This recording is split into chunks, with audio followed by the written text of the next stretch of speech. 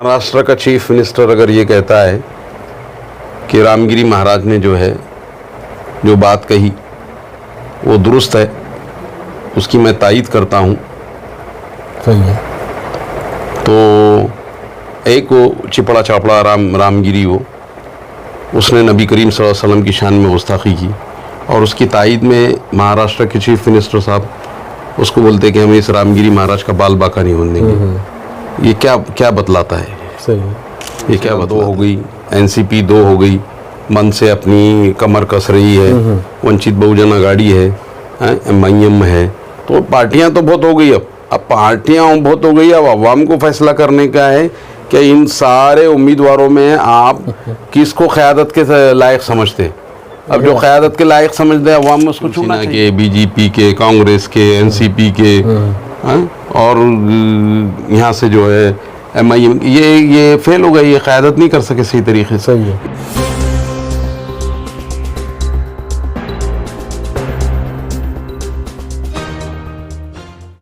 मैं आपको बता दूं कि जावेद कुरैशी साहब एक ऐसी जाने मानी शख्सियत है जिन्होंने पहली बार औरंगाबाद के अंदर MIM की बुनियाद रखी थी और मुसलमानों को इत्तेहाद से जोड़ दिया था। इसके बाद उन्होंने MIM पार्टी छोड़ने के बाद अभी मध्य से वो लड़ रहे हैं। हम उनसे एक ख़ास मुलाकात करने वाले हैं और कई सवालों से उनका एक वाबस्ता करेंगे इंशाअल्लाह और वो जवाब भी देंगे, ऐसे मैं उनसे उम्मीद रखता हूँ। ये सब हमारे सवाल नहीं, ये जो नागरिक है आप जहाँ से लड़ रहे हैं उन्हीं के सवाल हैं जी। तो सर मुझे बताइए, आप अगर लड़ रहे हैं मध्य से तो आपने क्या एक व्यू रखा है, कि विज़न रखा है आपने, किस विजन से आप मध्य से लड़ रहे हैं?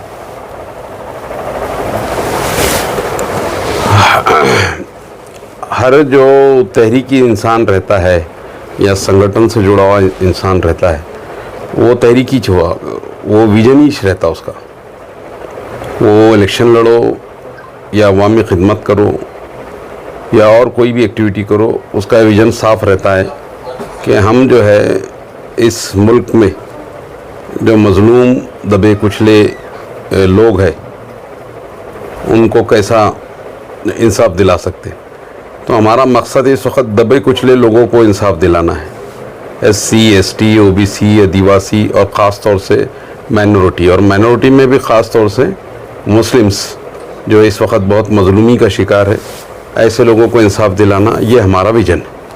सर इसके अंदर आप जहाँ से लड़ रहे हैं तो युवाओं के लिए, जो अपने मुस्लिम युवा है या दूसरे दबे कुचले जैसा आपने बताया, उनके लिए क्या एम है आपके लिए, क्या आप करेंगे उनके लिए अगर आप चुन के आते हैं? अभी तालीमी मैदान के अंदर लोग तालीम हासिल करने के लिए बेरोज़गारी बहुत ज़्यादा बढ़ गई है और औरंगाबाद ऐसा एक वाहिद शहर है जो एशिया का फास्टेस्ट इंडस्ट्रियल डेवलपमेंट शहर कहा जा सकता है इसको। तो हमारे पास जो इंडस्ट्रियल एरियाज़ है, जैसा वालूज है, शिंद्रा है और अभी बेड़कीन का जो कॉरिडोर बन रहा है और उसके अंदर जो बड़ी बड़ी कंपनीज आने वाली है, हम उन कंपनी के लोगों से गुजारिश करेंगे कि हमारे शहर में जो लोग पढ़े लिखे बेरोज़गार हैं और जो रिक्वायरमेंट आपके पास है, तो वो उनको पहले आप जो है यहाँ शहर के लोगों को पहले आप उसमें शामिल करिए और बाद में बाहर के लोगों को लीजिए। तो इसलिए हमारे शहर की बेरोज़गारी दूर करने के लिए कुछ इंडस्ट्रियलिस्ट को हमारे साथ जुड़ाना पड़ेगा, हमारे को उनसे हमारे ताल्लुकात बनाना पड़ेंगे और फिर इंशाल्लाह जो है हम ये बेरोज़गारी दूर करने में कुछ हद तक कामयाब हो सकते हैं। और इसके बाद सर ये बहुत अच्छी बात की है आपने, युवाओं के लिए पहल कर रहे हैं आप, तो बहुत बड़ी बात है सर। जी। और हम आज के हमारे युवा वर्ग अगर देखेंगे, मुसलमानों खास करके या दलितों का भी देखेंगे आप, तो हमारे बच्चों को एजुकेशन सही तरीके से मिल नहीं रहा है। और हमारे जो एरिया है मुसलमानों के, जैसे आप रोशन गेट देखें, कई सालों से पेंडिंग है, कई अपडेशन नहीं हो पा रहे, रोड्स नहीं है, उसके अंदर फिर ड्रेनेज के मसले, लाइट्स के मसले हैं, तो ये सारे मसले हैं सर। और एक अच्छा कैंडिडेट नहीं होने की वजह से कहाँ ना कहाँ वो चीज़ें दबती जा रही हैं। आपको क्या लगता है इसके बारे में? नहीं, नल, लाइट, ड्रेनेज, रोड के मसले तो ये कारपोरेशन से रिलेटेड वाली चीज़ है और कारपोरेशन में 5 साल से जो है इलेक्शन नहीं हुए। अब 5 साल होने को आ रहे करीब और वहाँ इलेक्शन नहीं है, तो वहाँ अवामी नुमाइंदे वहाँ पर अभी है ही नहीं। अवामी नुमाइंदे रहे तो फिर अपने वार्ड के अंदर वो पैसे पैसे खींच के लेके आते हैं, काम खींच के लेके आते हैं, अधिकारियों को लेके आते हैं, काम की अहमियत समझाते। तो ये सारी चीज़ें 5 साल से बंद पड़ी हुई और प्रशासन होने की वजह से प्रशासन वहाँ तक नहीं पहुँच पा रहा जहाँ तक उसको पहुँचने की ज़रूरत है। इसलिए जो है ये मसाइल जो आपने कहे ये कारपोरेशन से रिलेटेड मसाइल हैं, ये हल हो नहीं पा रहे हैं। मेरे पेश नज़र जो है औरंगाबाद शहर में अगर कुछ काम मेरे ज़ुम्मे आता है, अगर अल्लाह ताला कामयाबी देता है असेंबली के अंदर, तो मैं इस शहर में सबसे पहले जो है जो ये पैरेलल लाइन जो है 12 साल से जो है इस वक्त जो है आज तक वो पूरी कंप्लीट नहीं हुई।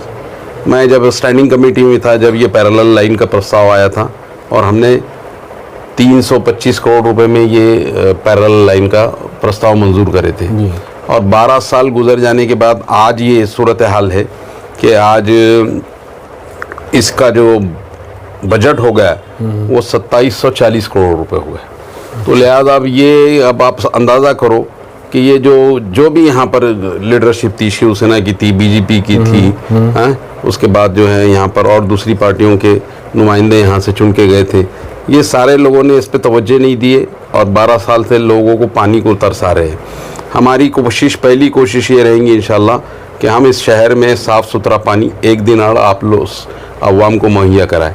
ये हमारी फर्स्ट प्रायोरिटी रहेंगी जो शहर के अंदर पानी को पहुंचाने के लिए, क्योंकि हम 2740 करोड़ रुपए खर्चा करने के बाद अवाम को जल्दी पानी नहीं पहुंचाते, 12-12, 15-15 साल उनको इंतज़ार कराना पड़ता पानी के लिए। तो ये बहुत ख़राब बात है। ये जो है उन अवामी नुमाइंदों के लिए जो है बड़ी शर्मनाक बात है और ये उनकी क़यादत के ऊपर सवालिया निशान है कि वो 12-15 साल यहाँ पर क़यादत करने के बावजूद भी वो लोगों को पानी मुहैया नहीं कर सके। बराबर, सही है। एक पॉलिटिकल क्वेश्चन आपसे ये पूछूंगा मैं, जिस तरह से हमारे औरंगाबाद के अंदर अलग अलग पार्टियाँ और एक दूसरे के ऊपर ताव कस रही है, तो इससे क्या हासिल करने वाले हैं सर ये लोग? क्या इससे फ़ायदा ही होगा या नुकसान होने वाला है, या दिगर जो दूसरी पार्टियाँ हैं उनको क्या फ़ायदा और क्या नुकसान होने वाला है? मैं अब तो यहाँ पर सब पार्टियाँ बहुत सारी पार्टियाँ होंगी। शिवसेना 2 हो गई, एनसीपी 2 हो गई, मन से अपनी कमर कस रही है, वंचित बहुजन अघाड़ी है, MIM है, तो पार्टियां तो बहुत हो गई। अब पार्टियां बहुत हो गई। अब अवाम को फैसला करने का है कि इन सारे उम्मीदवारों में आप किसको क़यादत के लायक समझते हैं। अब जो क़यादत के लायक समझते हैं अवाम में उसको चुनना चाहिए। तो अवाम तो सर गफलत में है भाई, हम दे तो किसको वोट दे, उनका डिवाइड हो गया पूरा दिमाग अलग अलग। अभी कहीं पे ये भी हम लोग सुनने आ रहा है कि भाई इतनी सारी पार्टियां हो गई, इतना आसान काम। अभी आपको मैंने इतना आसान बताया, पानी का मुद्दा ही ले लो आप। अब 12 साल से जो लोग सत्ता में हैं उन्होंने आपको पानी पहुंचाया नहीं, फिर वोट क्यों दे रहे उनको? राइट, बराबर है। वो फेलियर क़यादत है वो। सही है।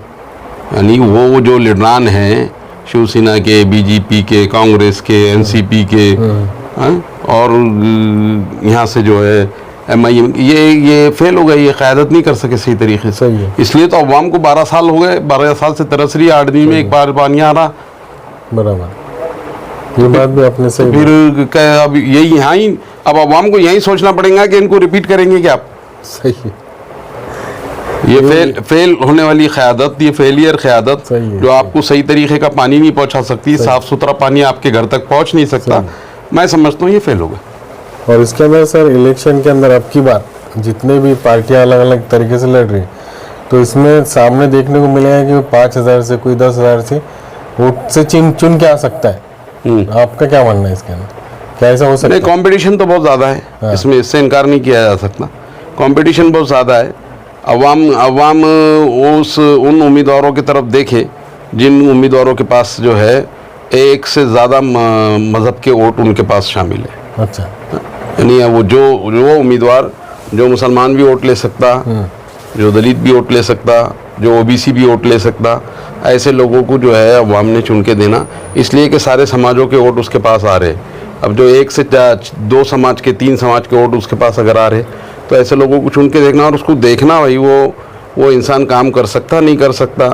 जब 10 साल में पानी नहीं पिला सकता आपको, तो फिर क्या मतलब आता? बिल्कुल सही बात है। इसमें सर अभी ये जो 2014 के बाद की जो इलेक्शन है या पॉलिटिक्स है आप समझेंगे, तो धार्मिक पॉलिटिक्स ज़्यादा बढ़ गई है, ये नहीं लगता आपको? धार्मिक के ऊपर ज़्यादा हो गया कि भाई इस तरह का डिवाइड और रूल जो है ये चल रहा है, तो पॉलिटिक्स ज़्यादा बढ़ गई है। क्या लगता है आपको उसके बारे में? धार्मिक पॉलिटिक्स तो हो गई ना। अब महाराष्ट्र का चीफ मिनिस्टर अगर ये कहता है कि रामगिरी महाराज ने जो है जो बात कही वो दुरुस्त है, उसकी मैं तायीद करता हूँ। सही है। तो एक वो चिपड़ा चापड़ा रामगिरी हो, उसने नबी करीम सल्लल्लाहु अलैहि वसल्लम की शान में गुस्ताखी की और उसकी तायीद में महाराष्ट्र के चीफ मिनिस्टर साहब उसको बोलते कि हम इस रामगिरी महाराज का बाल बाका नहीं होने देंगे। ये क्या बतलाता है? सही है। ये क्या बतलाता है? तो जो सेकुलर जहन रखने वाले लोग हैं उनके लिए सवाल या निशान है कि उनको सोचना चाहिए कि आने वाले वक्त में वो किसके साथ जाए, किन के साथ नहीं जाए। ये है। अभी इस बार जो सर गणित लगाया जा रहा है मध्य से, तो ये देखा जा रहा है कि यहाँ पे बहुत से लोग लड़ रहे हैं, कैंडिडेट भी है, अलग अलग तरीके से सामने भी आ रहे हैं, कुछ छोटी भी है कुछ बड़ी भी है। तो इनको किस तरह से देखते हैं आप? कैंडिडेट छोटे भी है बड़े भी है। हाँ, जैसा कि भाई अलग अलग है, जिनको अभी तक किसी ने देखा भी नहीं, वो भी चाह रहे कि हम भी आमदार के लिए खड़े हो जाए। बड़े भी है उसके अंदर जिन्होंने पार्टी छोड़ भी दिया। तो ये तो हिंदुस्तान की जमहूरियत की यही तो खूबसूरती है कि एक फ़कीर भी इलेक्शन लड़ सकता है, एक प्रेसिडेंट भी इलेक्शन लड़ सकता है। सही। ये तो उसका जमहूरी हक है सही कि वो इलेक्शन में जाए। बिल्कुल बिल्कुल। अब वो वोट कितने लेता वो एक सवाल नहीं है, लेकिन जमहूरियत ने जो हक दिया है उसको लड़ने का, वो तो लड़ेगा ना भाई। तो उससे कोई चुन के आना नहीं आना वो अलग बात, वो एक अलग बात है। वोट तो समझो, लेकिन उसका जमहूरी हक का इस्तेमाल कर रहा है वो, और ये खूबसूरती है हिंदुस्तान की। सही सही। तो अभी सर आप हमारे व्यूवर्स को क्या कहना चाहेंगे इसके बारे में? मैं व्यूवर्स को यही कहना चाहूँगा कि आने वाला वक्त जो है ख़ास तौर से बड़ा नाजुक होने वाला है। जिस तरीके से मुल्क में जो है फ़िरक़ा परस्ती चल रही है और लेन देन का कारोबार बढ़ गया है, करप्शन की बहुत बोलबाला है और लीगल करप्शन हो रहा है आजकल। तो उन सारी चीज़ों को मद्देनज़र रखते हुए जो पहले हिंदुस्तान के अंदर सेकुलरिज्म हुआ करता था, एक ट्रेन का एक्सीडेंट हुआ तो मिनिस्टर रेलवे मिनिस्टर इस्तीफ़ा दिया करता था, आज वो सूरत हाल नहीं है। आज सियासत में इतनी बेगरती और इतनी मक्कारियाँ हो गई है कि इन मक्कारियों को अगर अवाम नहीं समझेंगी तो फिर किस बात को समझेंगी। तो हम अवाम से और बिलखुसूस नौजवानों से ये अपील करना चाहते हैं कि आने वाले वक्त में जो है आप सियासी बाजीगरियों की बाजीगरी को समझो और सियासी बाजीगरों की बाजीगरी की उनकी मक्कारियों से जो है उनसे सबक सीखो और ऐसे उम्मीदवार को वोट दो जो आपकी भलाई के काम कर सकता है, आपके मसाइल को उठा सकता है, आपके मसाइल हल कर सकता है और आपके मसाइल पे दिलो जान से जो है एक बोलने पे कहीं भी पहुंच सकता है। तो ऐसे उम्मीदवार को चुन के दो जो ये सारी चीज़ों को समझता हो, जिसने ज़मीन से अपनी सियासत शुरू की हो और फिर उसके बाद ज़मीन के ऊपर ही टिका रहा हो। तो ऐसे लोगों को आपको चुनकर देना है। मैं समझता हूँ कि आने वाला वक्त बड़ा नाजुक है। हम देख रहे हैं कि पढ़े लिखे लोग बेरोज़गार हो रहे हैं। पढ़े लिखे लोगों को रोज़गार करने के लिए जो लोग कोशिश कर रहे हैं उनके तरफ अपनी तवज्जो होना चाहिए। बेरोज़गारी सरेआम बढ़ गई है, बेरोज़गारी से रोज़गार की तरफ कैसा लेके जाए इसके ऊपर आपकी तवज्जो होना चाहिए। और ये जुल्म हुकूमतों का बढ़ गया है, उस जुल्म के ख़िलाफ़ कौन आपके साथ टिके रहता है, आपको इंसाफ दिलाता है, उसके साथ आपको होना चाहिए। सही है सर। हमारे साथ में भी आपने देखा कि जावेद कुरैशी साहब जो है वाले जो है हिम्मत से बात करने वाले हैं, मुसलमानों के साथ में या जो लाचार है बेबस लोग हैं उनके साथ में हमेशा खड़े रहने वाले हमारे जावेद कुरैशी साहब थे। हम आगे और इस बात पे भी अलग अलग टॉपिक पे आपसे बात करते रहेंगे। आप बने रहिए हमारे साथ में खिलाफत टाइम्स में। सर एक लास्ट बात हमारे चैनल के लिए आप बोल दीजिए कि सब्सक्राइब कीजिए, शेयर कीजिए। अब्दुल रहीम साहब को मैं जो है तकरीबन 20 साल से जानता हूँ। अब्दुल रहीम साहब जो है हर वक्त जो है इंसाफ के लिए लड़ने का काम करते थे। इंसाफ को लोगों को इंसाफ मिले इसके लिए जो है अपनी जद्दोजहद करते थे। आज वो सहाफ़त के ज़रिए मीडिया के ज़रिए लोगों को इंसाफ दिलाने के लिए कोशा है। मैं आप लोगों से गुजारिश करता हूँ कि खिलाफत टाइम्स को आप सब्सक्राइब करें। जज़ाकल्लाह सर।